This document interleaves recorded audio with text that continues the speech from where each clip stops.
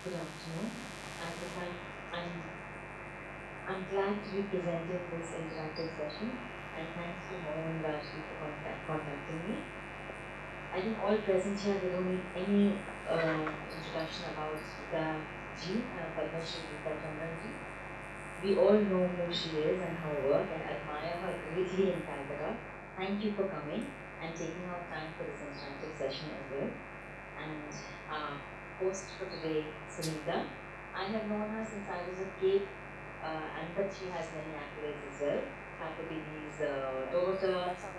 No, not an accolade, I know, but then she is a writer herself, a scholar herself, and a Bharatanatyam dancer. So most apt person for interviewing today.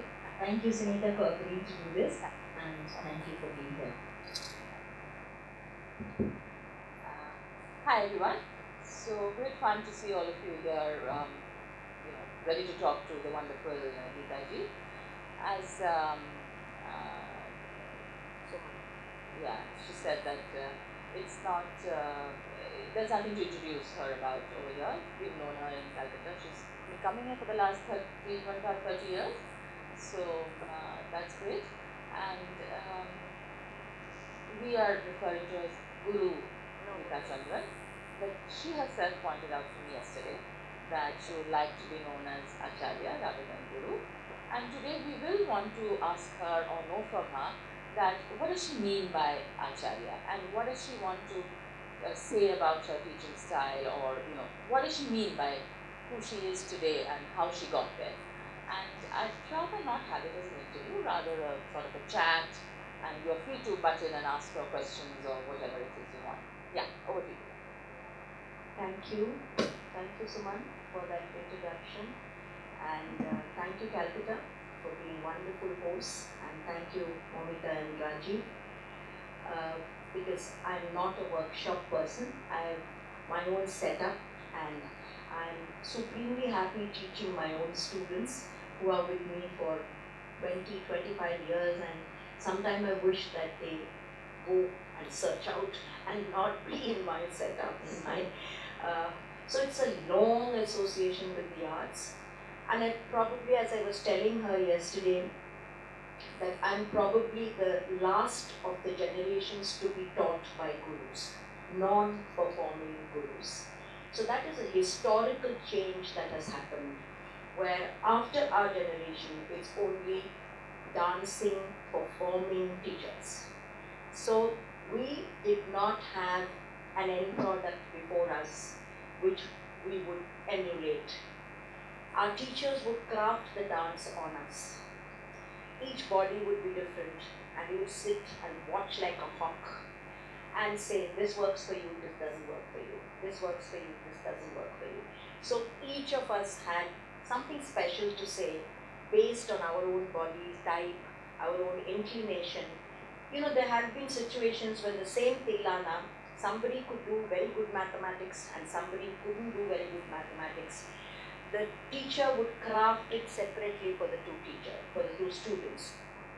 One student who was extremely good in counter rhythm would have the same tilana crafted in a different way, and somebody wanted a simple interpretation of it would have it in a different way. So it not only presentation and the way you dance was different, even your material was different. Because I just feel that they really understood the psychology of the dancer. They went into the merits so deeply, and how individually, how you could make a difference to the art form by learning it and presenting it. So that pedagogy was indeed unique, and I'm very fortunate that I was born when I was born, because I got to train under Srimati Swarna Saraswati first, who was from the Visayalar community and who had seen dance from the temple to the stage to being a teacher. So when I went to her at the age of 5, I little realized what I was going in for. And she was typically in a Kanjivaram sari with diamond nose rings on both sides, and with the tattakari there sitting. And a 5-year-old was pretty intimidated by all that. And she could play the veena. There were 4 veenas kept like that because she could play the veena for 3 hours. She was a student of Papanasham Shivan, for Tiger Varadachari for music, and she could give a concert of Carnatic music, and she was known as Abhinaya Saraswati. She was known for her Abhinaya and for her Tanjavur style of dancing. She was a cousin of Bala Saraswati. So I didn't know any of this as a 5-year-old, but it's only much later that all this greatness, at that time she was Amma. So Amma said, Seekhne ka. So we would go, there was a fixed time to go, but there was never a fixed time to come. So we used to first watch the seniors dance, then we would have our own class, then we would be told to demonstrate to the youngsters, the adavus in front. So it was a 3-pronged way of learning. We used to watch and get inspired by the seniors. So it's not like today where the children watch the time. The teacher doesn't watch the time, but the children definitely watch the time. Ek ghanta ho gaya, we have to go. So it's not like that. So it was a kind of a continuous process of learning. And she would sing every class. So that was another learning which was very different. It was not tape recorded dabaya or dance chalu, not like that. So singing came to me through her because she used to sing Padam Javlis like a dream. And she used to sing even the Mohamana Varnam, I remember, or the Dani Ke Varnam, or the Yema Elada Hussein Swarajati. I still remember everything so clearly the way she used to sing it. Because these people actually learned how to sing for dance. There was a specific pedagogy for singing for dance. It's not if you're good in Carnatic music, come on, sing for dance. It's not like that. That's why you had the Brinda Mukta style, you had the Balama style of singing. And if you see a Krishnani Begme sung by Balama, it has so much of Hindustani influence. It's a very different way of singing. It's based on emotion, it's based on rasa, it's based on how a piece can be brought out in the dance through the music. So this kind of music was very, very typical to, I think, Swarnasastiyamma, and my whole understanding of Padam Javlis was through her. And then of course I went on to, she couldn't teach after a particular point in time. I did my engagement when I was 14, and she became too old. She said she can't teach. So then I went to Guru Dakshinamurti, who was the younger brother of Guru Dandayuda Pillai. And I remember that it was a complete shift for me, because here was this woman who was completely traditional. We just start with an Alaripu. And here I went to this teacher and he says, Tatto dagatam, tan tan tan tan dim dim dim dim, tatto dangatakkutate. And I said, is this dance? Because for me all these were not at all part of the repertoire, So I just was tossed into the post-Renaissance stage performance technique, which was dazzling. His brother was doing cinema dance. He was choreographing for cinema.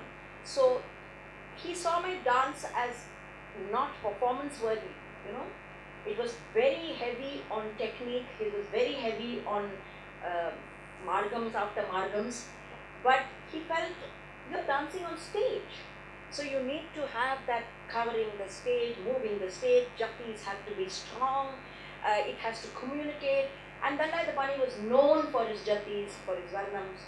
And these jattis were very different from the Tanjavur jattis. Tanjavur jattis were very short, crisp, small.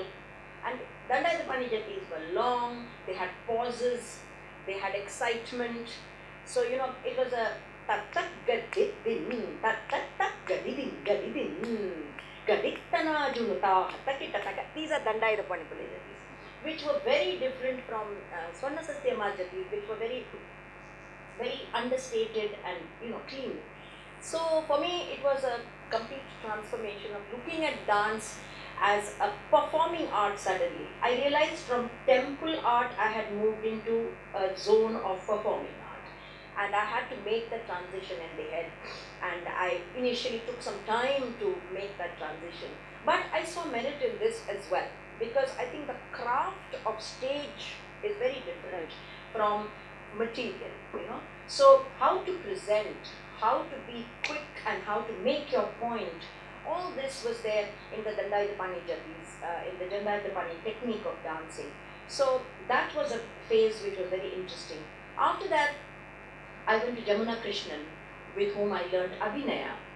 And she was a contemporary woman who was a professor of economics in IB College and who was trained in Bharatanatyam.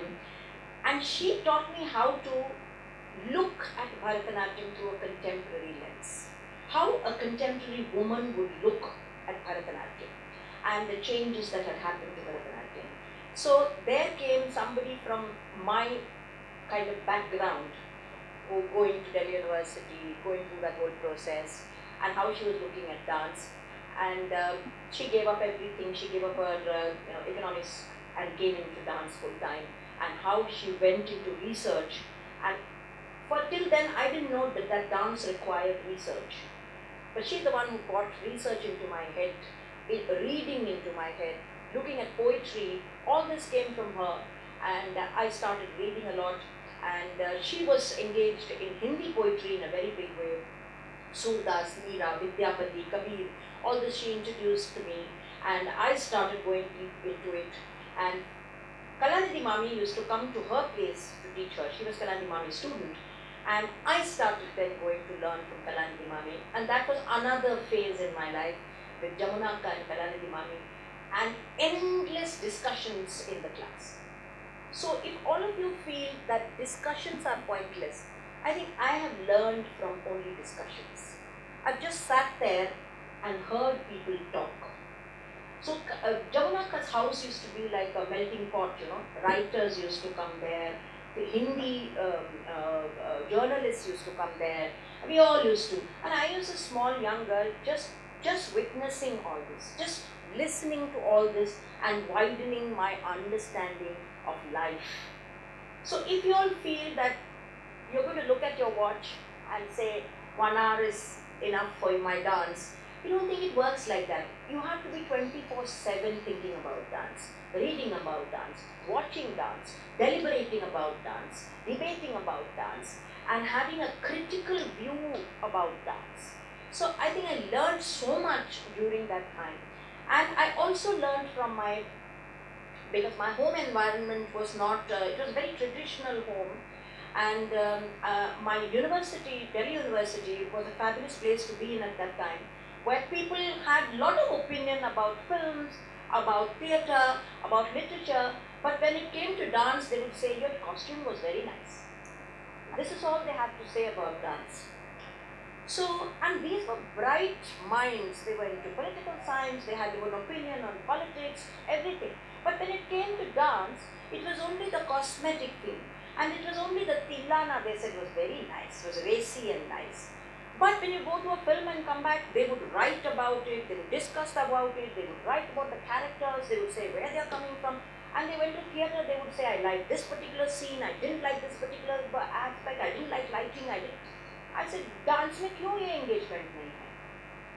And this used to worry me a lot. So I started thinking as to why dance is not in critical discourse. Because we are all intelligent people, we are all coming from various disciplines and we have so much to say about everything. There is a lack of understanding of dance. So first thing I used to ask my friends, what is it about dance that keeps you away from understanding or entering into dance? They used to say it's a language. We don't understand Tamil, we don't understand Telugu, we don't understand all these things. So I seriously started thinking, okay, then I'm going to dance for you in Hindi. Let us do Meera, let us do Sood, let us do Vidyapati. And it started, that's how my journey started. Then I went on to researching Haveli Sangeet. I started going to Vrindavan very often and got hooked to the black god there.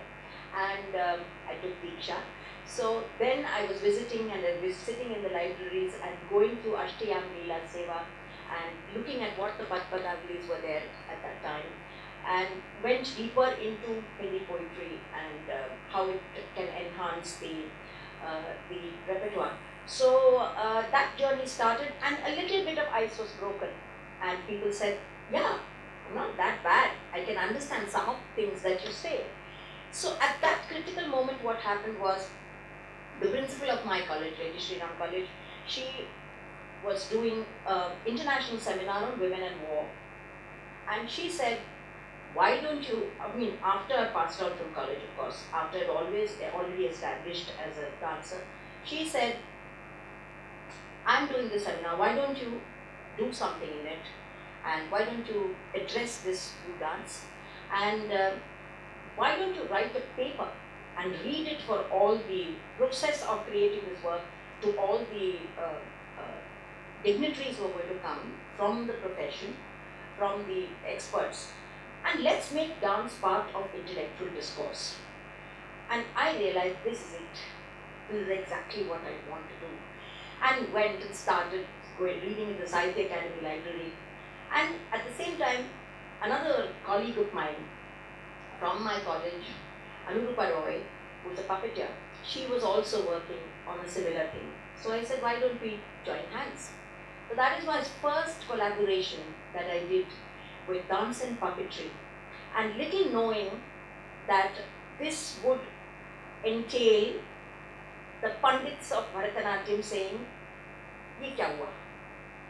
Why is she doing this? So after that, I never realized, I was following my heart. I was doing whatever I wanted to do, whatever I enjoyed doing. I never thought that there were these serious, Sudarshan and I discuss about this, I have to slot you. I never realized that, slotting was so important. It was slaughtering more than slotting. So anyway, so it was very early. It was the late 90s that I am talking about. But then I had a long phase of a lot of collaborations because I found that to increase the audience base, it's very important to see if you push the frontiers of the style, what happens to it.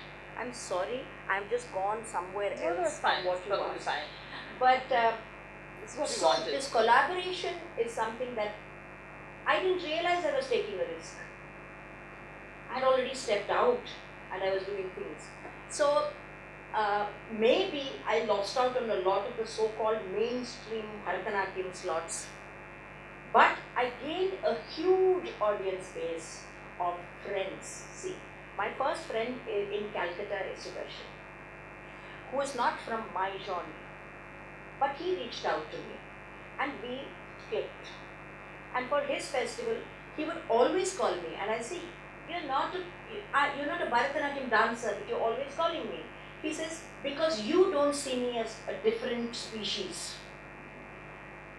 Because we always see ourselves as different species. If somebody is doing contemporary, somebody doing classical Bharatanatyam, we were just talking about it. The word classical itself has so loaded, much rather call it traditional dance.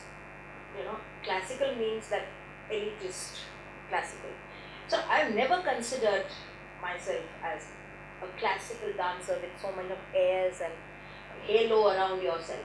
So I think that broke because I was always sitting with puppeteers, with visual artists, with theatre people, and always try to understand their process and bring that process into my work process.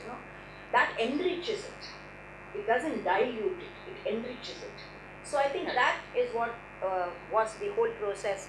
And then of course, my teaching happened. I started Natya Viksha, and so I think the simple answer for your thing is the great gurus I've had and the non-performing gurus, because of which I was able to create my own style and understanding, and not picked up from here and there, but Guru Mukh. Fantastic. So that was so, such a wonderful story and how beautifully she explained her entire journey of learning. So I have sort of a physical question which comes from this itself.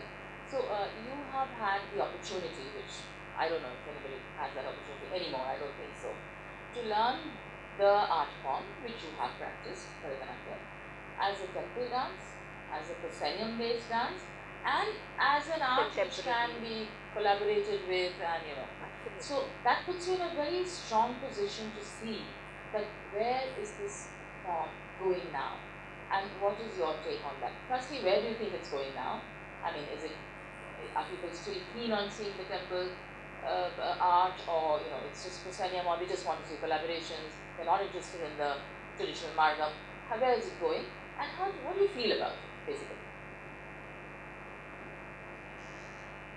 Though I think the possibilities today are so much more of collaborations and possibilities of artists coming together, I don't see youngsters having the conviction to take risks.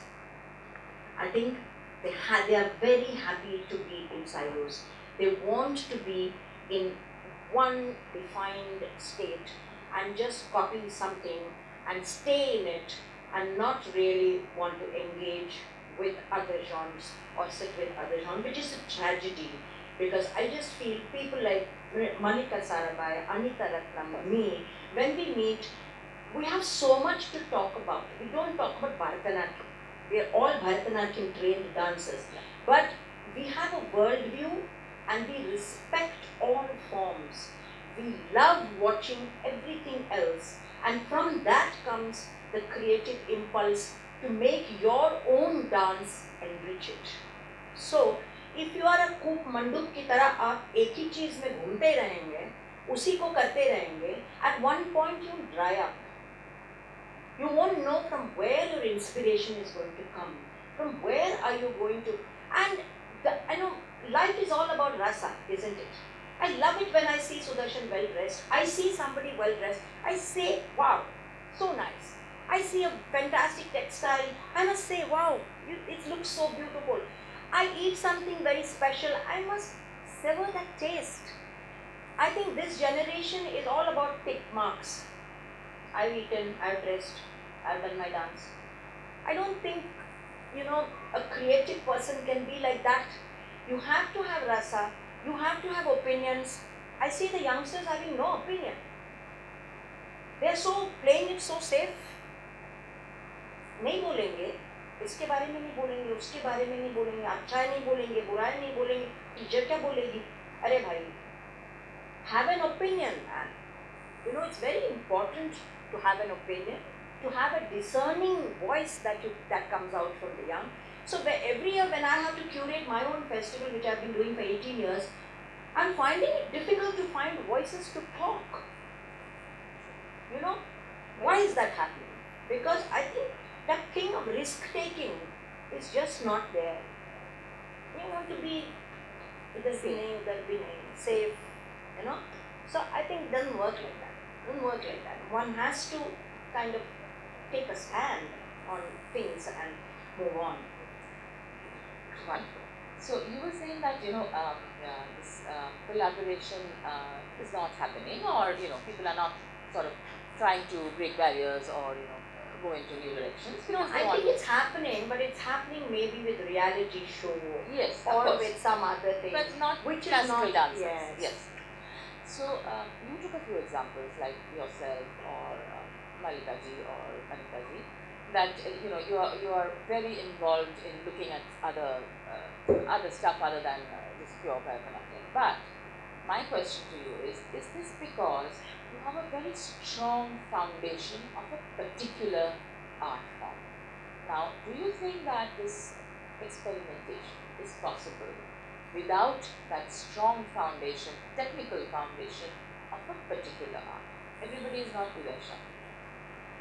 Absolutely. I think what we call the core understanding of one genre, one style, under one teacher for at least 15 to 20 years. Finished. Matter ends. Absolutely. That core understanding and staying, and Guru का चयन करना बहुत जरूरी है. Auntie next door cannot give you that. If you want distance is the criteria, oh, she's very far away. We have foreigners coming and leaving their country and coming here to learn. If you're in your own space, you're trying to say, बहुत दूर है, नहीं जा सकते, तो फिर dance भी वैसे ही रहेगा ना. तो हमारे में गुरु का चयन करना बहुत सोच के किया जाता है, कन्वीनियंस के तौर पे नहीं किया जाता है. तो गुरु का अगर चयन करना है तो वो एक फर्स्ट स्टेप है towards where it's going to take you. I wanted to further elaborate on the Guru Shishya Parampara on this topic. Because I just feel that firstly, initially maybe a parent makes your decision. You don't take a decision at age 5 or 6 or 7 or whatever. And nowadays parents are also very keen to understand before they put your child into it what it entails, because they are all first generation learners, most of them. So we do interview the parents and we tell them that what is your expectation out of a dance school. If it is that next month you're going to get a costume and go on stage, not happening. So in our setup at least, nobody has the guts to come and ask me when is my arrangement. Unless I see a spark in the class any one day, I'm not going in for an arrangement. And arrangement is not a must do. No. Okay, there have been very many dancers in the setup of mine who have never done their arrangement, and still they are very much part of my setup. They are part of my dance company. They are doing great work. So it's not a must do. But I think what happens when you decide to do an arrangement is the rigor. It makes you aware that you have to go through a certain rigor, which is different from your day-to-day going to class and coming back. And if you continue that rigor, then you can make it.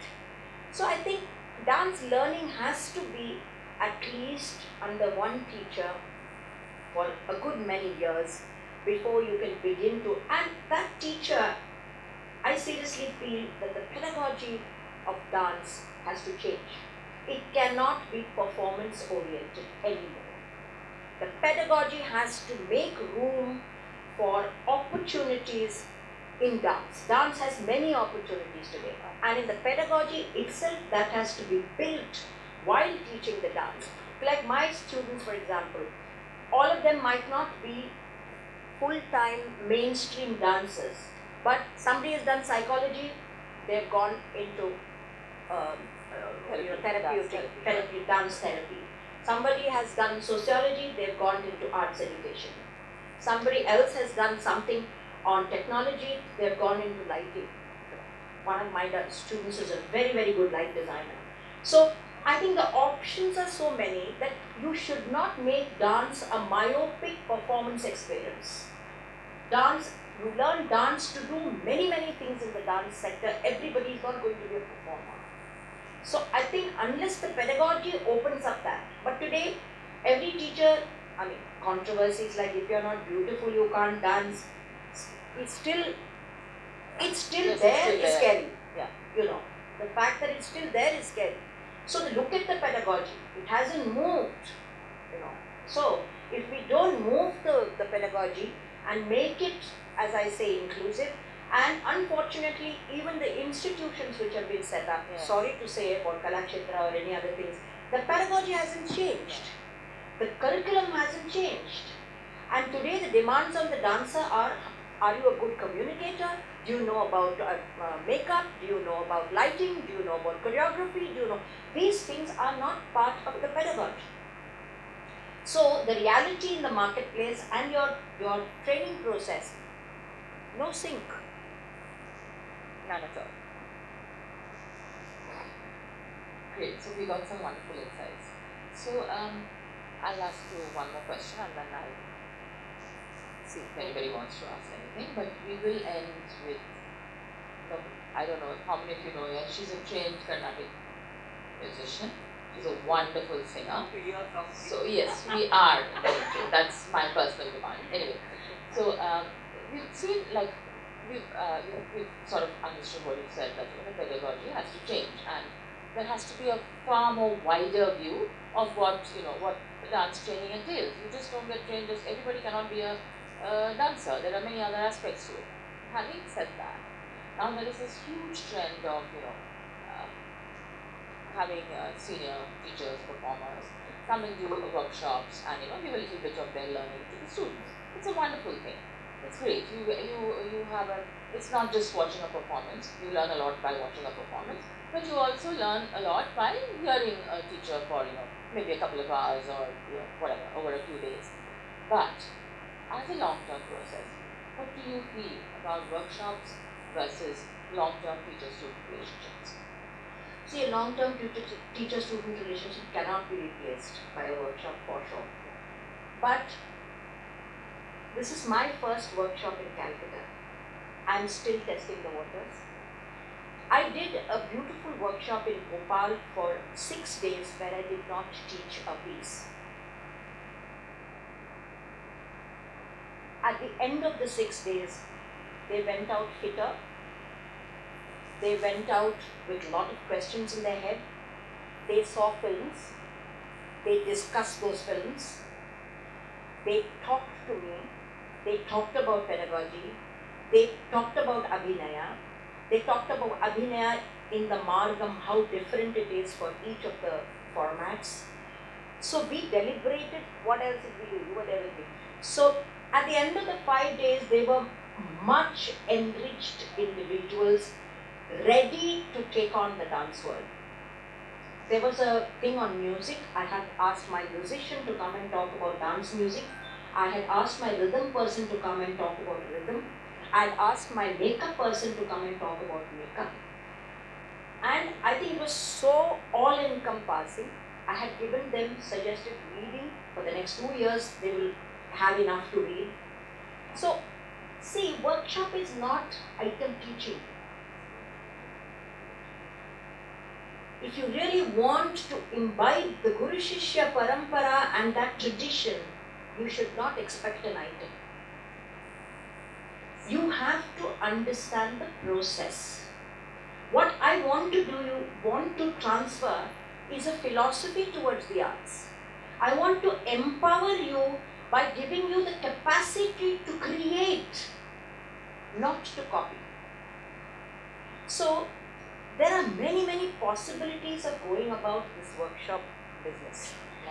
But unfortunately, everybody wants an item. Now, this item business is very, for me, personally, I don't agree.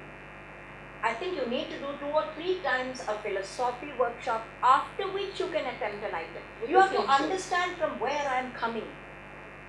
The Guru Shishya Parampara is all about from where I am coming. What is my understanding of the art? And I see legacy as not items. I see legacy as a philosophy. I don't expect my students to do exactly what I am doing, but they will create with the same sensibility that I have. So it is that aesthetic sensibility that I see as legacy. Not as my own item, Nadana Madinar, I do like this. So you should not do any other way. Our teachers didn't tell us that. They would say, I put something today, let's see if it works for you. If it doesn't work for you, let us change it. Exactly. So it is never set in stone. This came with institutionalized teaching. Let's not forget, because it's easy to teach. Same teacher, 5 teachers can teach the same thing, you have the same syllabus, you have the same curriculum. Don't move. Appai said this, or somebody said this. So it became written in stone. But that was for a certain ease of teaching in an institution. Guru Shishya Parampara was never set in stone. That's what I said. The same Tilana will be done by 4 different students with different core ways and different approach. Because Tilana was a material. Tilana was not an item. Wonderful. You asked him? No, you asked. You have something. The last one.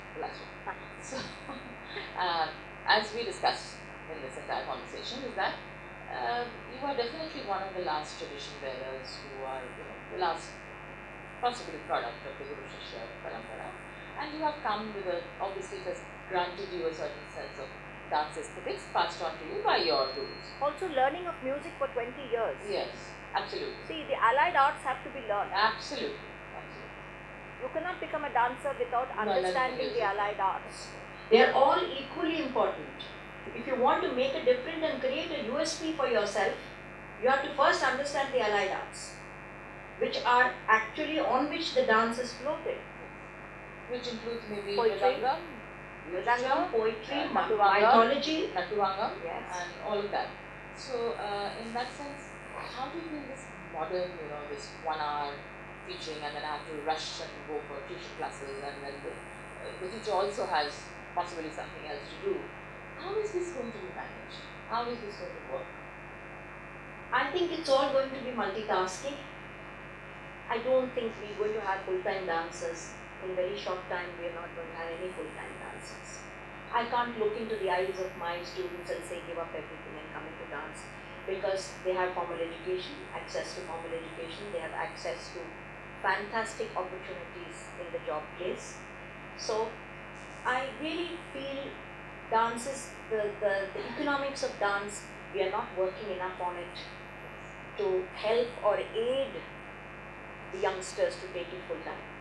So the 10 of the dancers that I have in my company are all working. They come only at 7 o'clock after their job, and then we go on till 11. So to maintain the standards is very tough. They are exhausted, they are tired, mentally, physically, but the passion keeps us going. So it's a tough job. We all know to manage a company is very hard. And I have to say another thing here, that group work has become a pressure on the dancers because there's not enough space for solo dancing. So what has happened is the pedagogy is affected by it. So when a student comes to you, what you see is थोड़ा बहुत सिखा के group में कैसे integrate करें, उसको शिक्षा दीक्षा देने वाली बात नहीं है, बट ग्रुप में एक और बॉडी मुझे चाहिए, तो इसको जल्दी से कुछ सिखाओ और ग्रुप में डालो. It's really affecting the pedagogy. I'm worried because all young teachers are now having group. How is it possible? Till after 20 years I started my group. After having worked on all these children for 20 years, my group came alive. Or else you follow a module where you do an audition for every piece that you do. Like Aditi Mandal does. Yes. She just auditions. You train the people for that particular piece, pay them, end story. You have nothing to do with them, they have nothing to do with you. That's also good. Which is fine. It's a professional thing. But here it is neither there nor here. They are not your students. They are picked up from workshops. They become your students. Then you say you should not say the name of your earlier teachers. And you should be part of my setup. And you should travel with me. You should do everything for me. And I will give you something in return. A lollipop is dangling as a solo artist. Doesn't work like that. No, doesn't work like that. I think you need to have your own students speaking your own language. And it is a tough job to start at 7, straightening their spines and traveling with them through their class 10, class 12, through their admissions to college, journeying with them, looking at their diet, looking at their physical problems, and steering them through all this. Right. It's not easy. Wonderful. Yes, we heard a lot of interesting stuff. So, who has some questions based on what Neetaji has said? Yeah. Hey, you want to take this? Thank you. It's not a question, but it's just to share, like as I have worked with Kumudini ji a lot in Ahmedabad, and I what her vision, the way you said it, that for young generation, I asked her that Kumiben, what should we follow?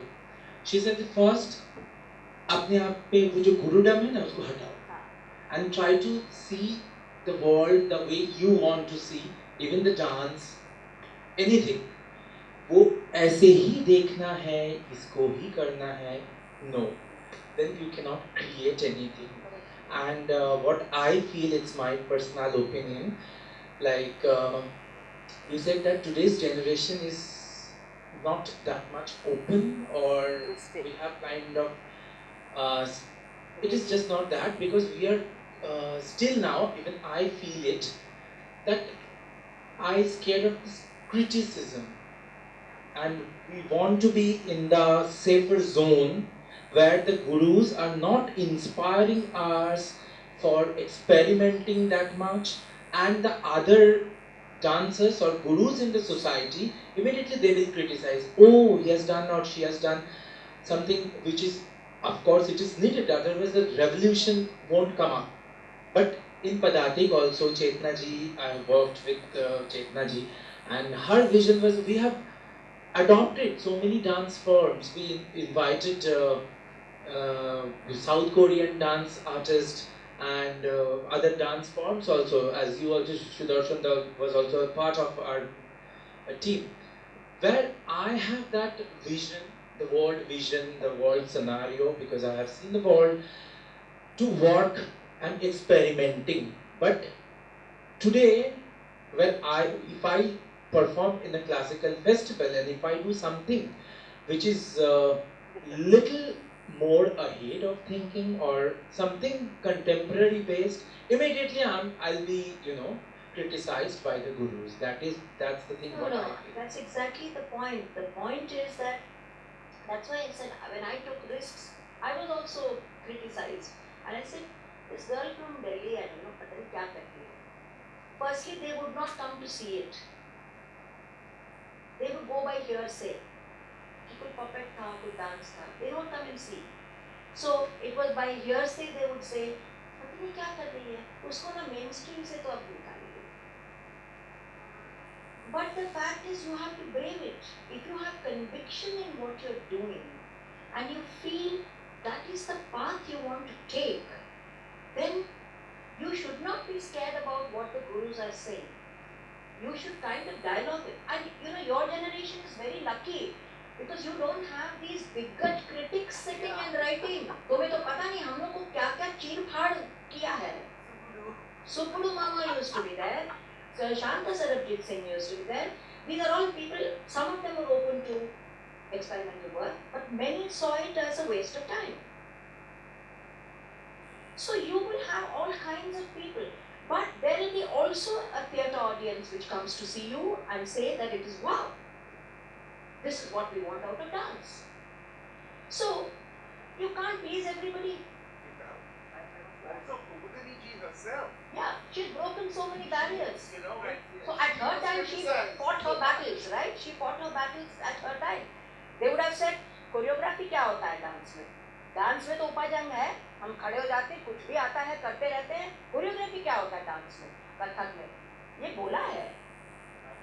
And when I said in many years back in a seminar in Chennai, I said Kathak lends itself better to group choreography because it doesn't have that basic stance of Aramandi where the moving becomes very difficult. And in Kathak, since you have the straight stance, 5 people, gurus got up and they walked out and they said, what the hell do you mean? So, people are so protective about their own genres. They don't even want to listen to something else. So, in this kind of a closed thing you will always encounter. So, you have to be prepared for that when you step out. But you dare to step out. Why not? There are enough people doing the normal stuff. So, if you have the technical, as she rightly said, if you are trained, you're strong, your spine speaks a certain language strongly, whatever you do, it is going to be aesthetic. Right? So let the gurus blabber, it's okay. All those gurus who talked about my work then are doing that now. So we were ahead of the curve, right? We paid a price for it also. But I'm happy that I was the torchbearer. I did it then. Right? So I don't think I regret it. Today I'm seen as legacy. So it's come a full circle. Because what the pieces I know today, next generation doesn't know, because those were gurus' pieces whom people don't want it. Everybody is now only a great dancer if they create their own work. If they do a great guru's work, that is not good enough. Right. Why? Full circle. Reference point is that. It's a full circle. It's a full circle today. Today, Chennai calls me and says she's the only, upholder of legacy. I laugh because these are exactly the people at one point who were making fun of me. Yeah, you want to say I'll something. come to one observation and 2 questions. One is, of course, what I will take from what Shobit said. I always, to find that unique voice is actually a very brave stance and something that you really cross a threshold and you know that you're crossing it. I think that I have always been in the middle of different controversies across years in my dance career. So I'm now very numb at it. Okay, fine, wonderful, excellent, brilliant. So that's fine. My two questions is that for Gita ji, I always wonder that being in Delhi, capital city, which is Kathak centric, or very few artists who actually pursued Bharatanatyam, how do you find that? You can see that the core strength. I'm sure there have been many resistances. How you actually countered that? And my second question is different altogether. I don't know how many of you have seen your work, Gandhi. When I see Gandhi, I thought that this is not just about a Bharatanatyam dancer.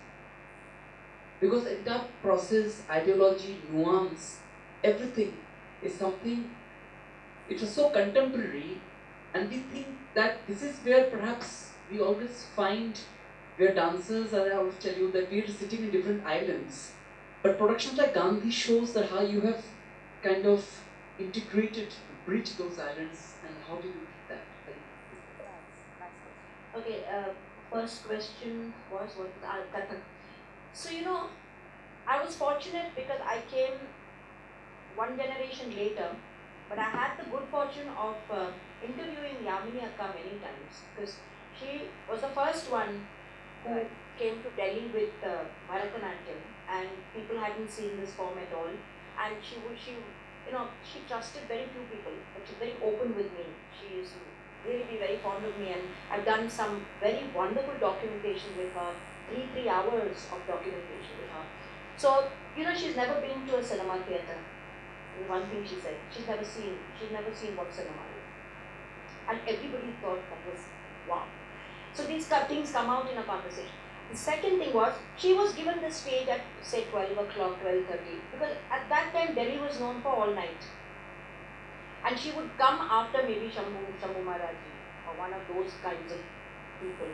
And she had to do Bharatanatyam, coming from the south, people don't know anything. So what she started doing, which then became how dance changes, I'm just talking about that. She said, I used to do one jati twice to create that impact, because pure dance is what worked. And she changed the pace of the pieces. Like a piece like Jaya Janaki Ramana, this is the pace. She used to do Jaya Janaki Ramana, Jaya Vibhishana Jagana, because she had to make that impact, and that became the norm. Yes. In the name of tradition. You understand how sociologically things change. And same jati, one jati being done twice. If you see the Kalakshetra thing, one tirmanam is repeated as a jati. So these are not actual conventions. These are changes which have come about because of certain reasons. Very organic. Right. So I think she paved the way for all of us. So we were a little more fortunate to have a better audience. But today, I think all styles are on par. Kathak, Bharatanatyam, Odissi, Kuchipudi, Chow, Kuchipudi, because we have top dancers in all styles sitting in Delhi. So I think that distinction is not there, that Kathak is, practiced more. And when I started learning Bharatanatyam, there might have been some 4 or 5 gurus teaching Bharatanatyam. Today, I think every street has a Bharatanatyam teacher. So, when people say the interest in the classical is coming down, I don't understand. It is not coming down, but it's not being taught the way it should be taught. And it is not being practiced the way it should be practiced. There is hobby class, professional class, passion class, it's all barabar hai. Everything is the same. That cannot be, right? So, if it's a serious class, then it has to be all-encompassing, and it has to have a complete exposure to all the elements that dance brings. Not just moving of hands and legs and item preparation. It just cannot be that. Gandhi was a commissioned piece. There was this international conference on Gandhi, and they said, can you do something? I said, no, I can't do it. I have not done anything on Gandhi, I can't do. They said, please, why don't you try? I started reading on Gandhi, going to Gandhi's Priti, sitting with those people, and suddenly I got very engaged with it. And I had a student called Deepa Dharmadikari with me, who assisted me through that production. And we broke it down to 6 basic concepts of Gandhi. And I realized that Bharatanatyam can't deal with Gandhi. I needed to look for a fresh vocabulary. I needed to see whether it's theatre, whether it is, what is the audio going to be like for Gandhi. So somewhere we used just instruments, somewhere we used very strong words which would stir that thing of caste, discrimination, things like that. We used thread as a metaphor for the whole thing of khadi.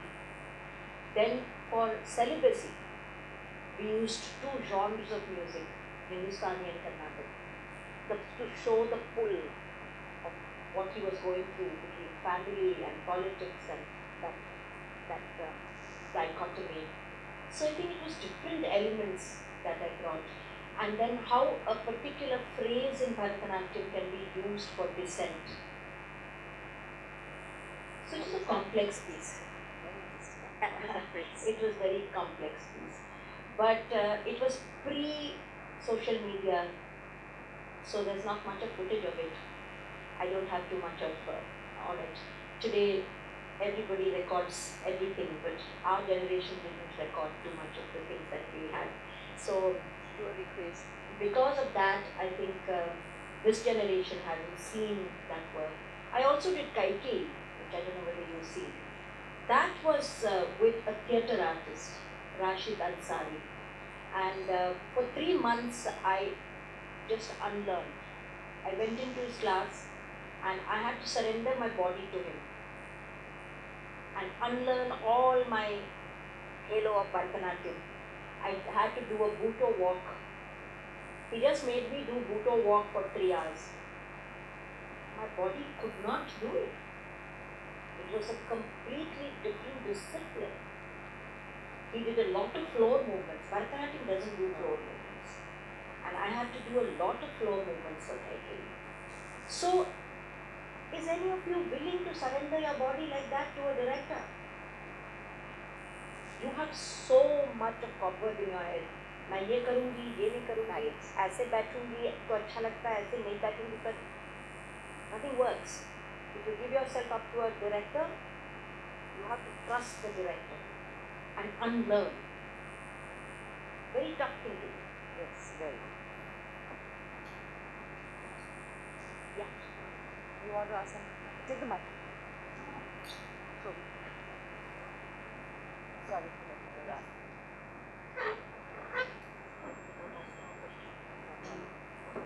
Namaste. It was very inspiring, especially this part when you talk about moving from discipline to discipline, and that to being such an established figure in this form and then still willing to let go is something is very inspiring. So as a young dancer, I would like to ask, like for example, I'm an Odissi dancer and I've been dancing since I was like in primary school. So, but now maybe I sometimes feel like when I hear from my teacher that how they learned Abhinaya from Kalanidhi Mami, and they used to travel between disciplines and forms. And it is sad, I don't know about Bharatanatyam, but at least in Odissi, because I'm training in Bhubaneswar for past 12 years. So I see there is not much migration or movement of dancers would like to attend maybe a Bharatanatyam workshop just for Abhinaya or a Kuchipudi walk, and then just to get the essence to be a soloist. So what is your take on that? But why is that? Just to Why wouldn't you want to attend a workshop? Like here, for example, I'm teaching a padam here. I would have loved Odissi dancers to be here because Abhinaya, that's why Kalanidhi Mami, when she taught, she was a Bharatanatyam dancer. She did not change what she was saying to suit a Kathak dancer or Right. but all have attended her workshop. So I think the mental block is in you people. I don't think your teachers even stop you from doing that. So in fact that's a blessing. During our time, many of the teachers said, what does Kalanidhi Mami know more than what I know? My gurus used to say that, you know. Even in Madras, there was 4 gurus who did not agree to their students going to Kalanidhi Mami. And Subru Mama used to tell me, oh, so now you're going to learn Padam from Kalanidhi Mami. Next, from Alaripu, from whom are you going to learn? Dance is a composite whole. How can you make it separate? So they didn't understand the changing needs of, because we learned from male teachers who had a great inhibition to teach the traditional compositions which were full of Shringara. And Mami came as a breath of fresh air because these gurus had dumped the Padams and Javalis and they were doing their own little bit which was safe space, right? So Mami really revived the whole Padam Javali tradition. So that's what I'm saying. Like I was telling my students yesterday, we learned out of the 100% that you learned, 90% we did not perform. We learned all that to perform the 10%. That's how it works. Today, you learn only 10% which you have to perform. It doesn't work like that. So, some things you do as technique. You just do it in order to imbibe that something special in the Abhinaya quality that you then bring to your style. That's your intelligence, how you craft it and how you adapt it to your style. But the exposure, when your own teacher is not stopping you from going and taking that additional thing, you have to take the step and go and sit in a Abhinaya workshop. Nobody can stop you. You go to a Kuchipudi thing to do a Kuchipudi work, fine, wonderful. But you have to take that initiative. I don't think anybody is stopping you. Yeah. I just want to add The mic.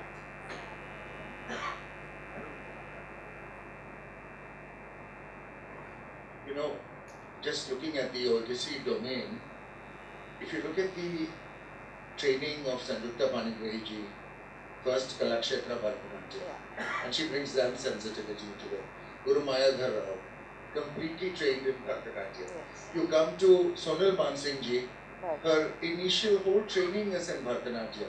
So these are, they fed into the Odyssey stream so beautifully. And these are all top names. And if you see Indra P.P. Bora, she is from Kalakshetra and she is doing Otriya. So the spine is of the Bharatanatyam, right? So there are so many things that the interplay of disciplines. Earlier it was a done thing that every Bharatanatyam dancer had to learn Kuchipudi. Yes. Because it gave that little bounce, Kuchipudi has that up down. So it just brought a little more joy into Bharatanatyam. So I think it feeds off, every style feeds off the other. This side is very quiet. No question. Please. Just pass it the mic. Namaskaram. Namaskar. I was pretty much taken aback by the jati you recited, the Dandayuda Panipada jati. So, and of course we get to see a lot of proscenium work nowadays, the generation that we are in. But it actually helps me to see what could have been the other kind of jati. So we don't get to see dancers dancing on stage much, sitting here in Calcutta. So just if you could... the Tanjavur jatis were tamti takajam, tamti takatamti tamti takajam, tamti takatamti takatamti takadikikadum tamti takatam. Very simple. So there was not much of expanded thing, and even the shollu were not so diverse like what the later, whether it is Vadu Ramya Pillai or it is Dandayuda Pillai or Mutsami Pillai, they brought a lot of other solfa syllables into the jati. So this tamti tamti tagajam, then tattak gadidin, tattak gadidin gadidin. So this gadittana junuta hatakitataga. And he had specific adavus for this. Gadittana junuta hatakitataga. He created adavus to match those shoulders, which were not there before. So today we imagine choreography not with the shoulder, but by visual imagination. But they went by the shoulder, So like Tattak Gaddidin is Chatusram, from proper Taka baby. But Tattak Gaddid, so you mean to say you had to emphasize where the bowl emphasized.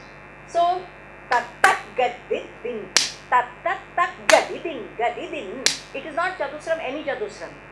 So your mridangist had to be trained to say second beat is the emphasis. So these were very, very minute things that they worked on, which is all lost today, lost to the dancer, lost to the Natvana. The tribe is not there. One student will do Natvangam, whatever it is. It's just a tick mark. And the mridangist is not trained. They'll say Char Chadusram hai. Char Chadusram kaise hua? Chadusram maybe there are 4 beats. Where are you emphasizing? What are you giving the emphasis to? How is a Tayya Tayyi played, and how is a Tatai Taita played, and how is a Tayhat Tayyi played? You have to train that. Yesterday you saw the Mridangis, everybody was praising. Mridangis has been trained from class to play Adavu in my class. I have trained him. I can say this because I have done it. He had zero understanding of Bharatanatyam. But today people are ready to grab him. Right? So, it's not easy to achieve those things without investing. One has to be very invested in the dance and every aspect of the dance. So that's why dance is boring today. Many of my friends tell me on my face, Bharatanatyam is boring. I say yes, it is boring. Because these minute aspects are lost, which made an alaripu, a jatiswaram, a shabdam, a varnam and a tilana very, very different. Because the approach is different for each. And each member of the orchestra needs to understand this. So, I think there is a lot of work, it's not child's play. Exciting. Ma'am, I was hearing you were talking about your Gandhi, and at the same time, Shaurav was also talking about the experimentations. Like we are actually really scared of getting our comfort zone and experimenting things. Lots of ideas come in mind. We don't get the, I think, proper guidance also, even like whether we should go or whether we are doing justice to the aesthetics of the art form or not. But some questions are there in my mind. Like I was working about Hinduism and Buddhism. It was there in my fellowship topic, and while I was doing the research, I felt like the philosophy of both the dharmas are same. But again, if I want to incorporate the mudras and the bhavas in Bharatanatyam, that is used in Buddhist art, like we see in the paintings of Ajanta, we see the sculptures of Villora and other. At the same time, if we study the Chidambaram temple sculptures or we go to the ancient temple sculptures, we find a lot of resemblance. So in Bharatanatyam, like this is based on Hindu philosophy, is it right to incorporate the mudras? Can we take the mudras and use it in the dance? And if so, how much we should do? And also the Bharatanatyam follows the Natya Shastra and Abhinaya Darpan. So is it like, can we use this Shilpa Shastra even? How much we can do in that zone? You should ask your teacher that. You have Sri Chandrasekhar as your teacher. You should ask Yeah. him. But the fact is that it is not how much, and these are not quantitative things. I mean, You need to kind of understand what you ultimately want to say. To translate a research work into a performance, exactly. you have to learn to do that. Yeah. That's why all my teachers, all my students are forced to sit when I create a work. They have to sit to observe. From text to performance, how does it travel? This has to be learned. Yes. This is not just, you can't just do it. So this has a very, very strong process going there. We have scripts after scripts after scripts that we write. Then we slowly say, what is the music going to be? And now, as Sudarshan for you, I've seriously started wanting to use a dramaturge. Because we need that person there, a third eye, to see us, tell us what's happening. So, dancer, choreographer, researcher, not happening. You need to take the help of professionals where it's required. So, from script to script to script we move, and it cannot be done in just one jiffy like that. How much of this mudra, how much? It's not that. It's the coming together. How are you going to visualize it? The whole thing, and integrate it in a seamless way and present it in an evening which has elements of, for everybody, for the uninitiated, for the initiated, for everybody there's some takeaway. So there are many elements to it. You have to work with a dancer for it, you know. So my question was like, there are so many mudras, ma'am, in Buddhist art. Can we use these mudras apart from this? I will tell you production and say whether it works or not. I don't care about what is the rule or what is not the rule. At the end of the day, the production has to be aesthetic, the production has to make sense. Why are you policing yourself so much? Let yourself go. Scared of experimentation again the same thing. Yeah, taking the risk. I thought Calcutta had a very strong voice of independent dancing. You have to break these walls around you if you want to create work, or else be happy with the Jadiswara.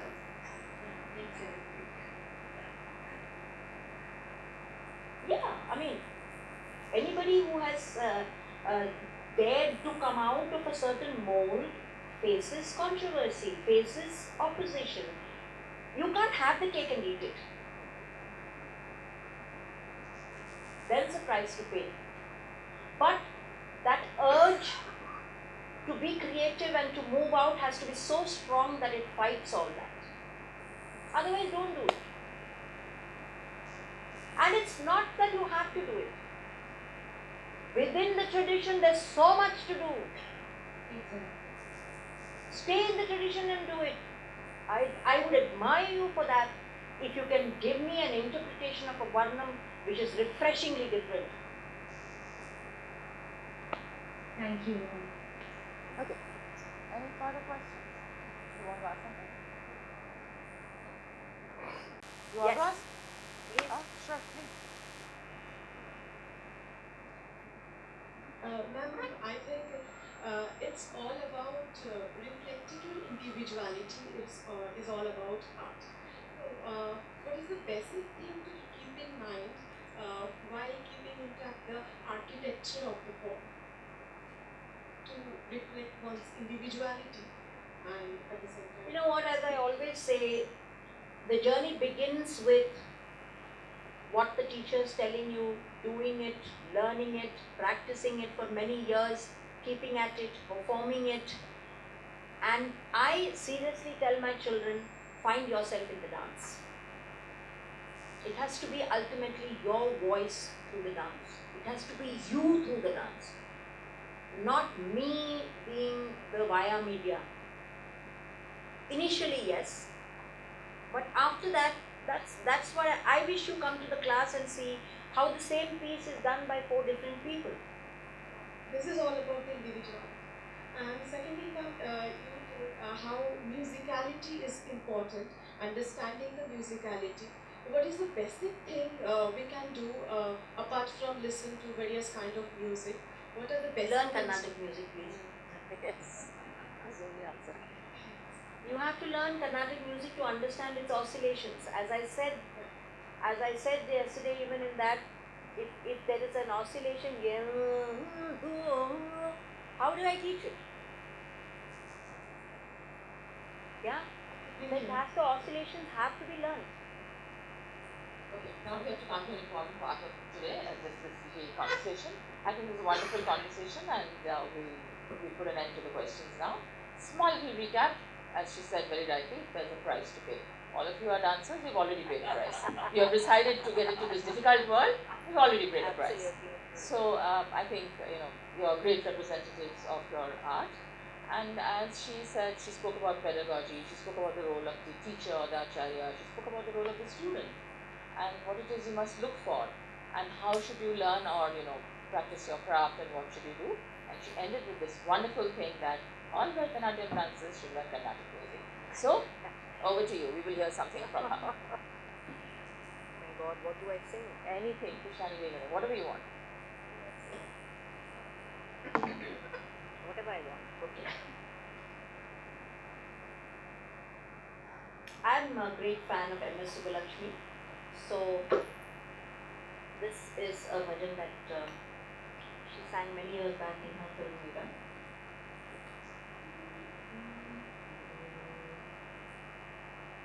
Paso more nana me nandala baso more nana me nandala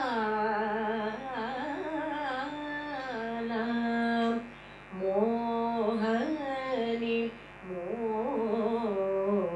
murat savari surat naina bane bisalam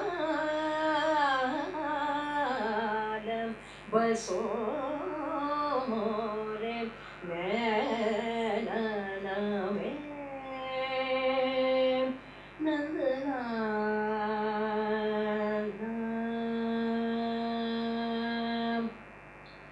Mora mukuta makarakriti kundalam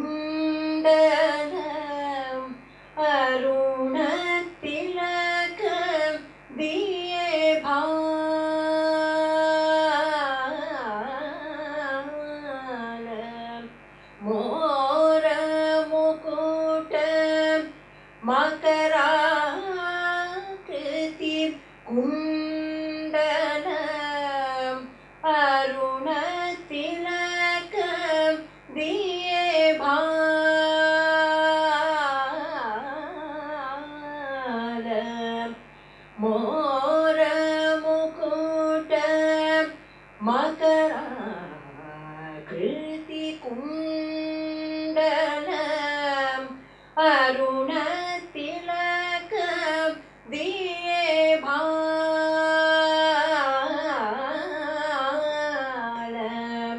adara sudarasa murali rajem urabejanti ma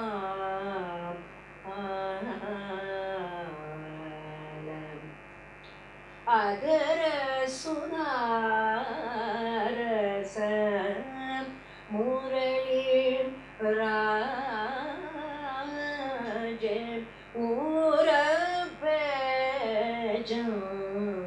urabejanti ma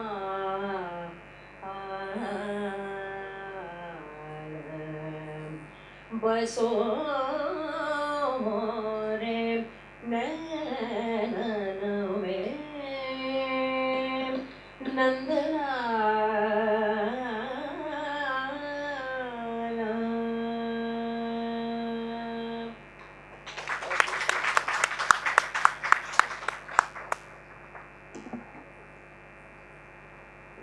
Amazing. So, at least from my side, I saw the Karhara Priyavarnam and I heard this song. I'm actually satisfied. I don't know about all of you. So, yes, it was fantastic.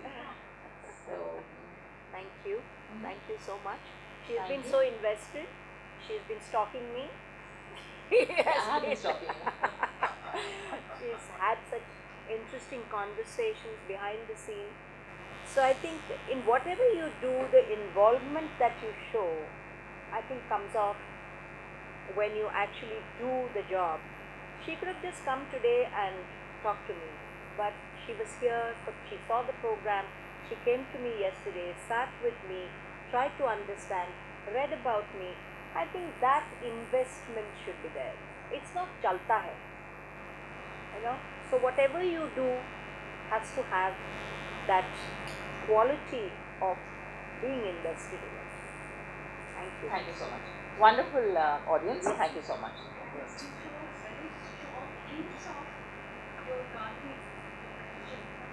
It's not possible because it requires a setup. It has got a lot of light requirement. A clip. Okay. We'll send you in the group. We'll do. Thanks. Take a quick lunch. Nita, and thank you, Geeta ji, for being here and for an insightful talk session that we had today.